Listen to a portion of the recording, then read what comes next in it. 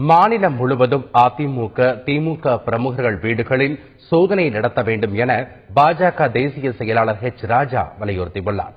சென்னை டி-நகர் தொகுதியில் களமிறங்கியுள்ள ராஜா, அசோக் நகர் 7வது அவென்யூ பகுதியில் தெருக்களில் நடந்தவாறு பிரச்சாரம் செய்தார்.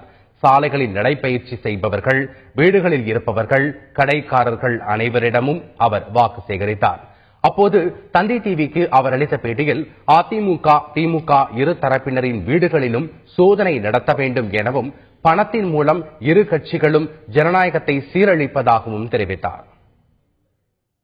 திமுகவினுடைய முக்கியஸ்தர்கள், அந்த அரசியல் தலைவர் மட்டுமல்ல, அவங்களோட நெருங்கின நண்பர்கள், சொந்தக்காரங்கள் வீடு முதற்கொண்டு outright election commission raid பண்ணணும். அதே மாதிரி ஏடிஎம்கேல, ஏன்னா ஒரு மினிஸ்டர் மாத்திரம் கரூர்ல 600 கணக்கான கோடி ரூபாய் வச்சிருக்காருங்கிறாங்க. ஆகவே தமிழகத்தில் இந்த பணத்தை பயன்படுத்தி ஜனநாயகத்தை அழிக்க நினைக்கிற தீய சக்திகள் திமுக, அதிமுகங்கிறது தெளிவா நமக்கு தெரியும்.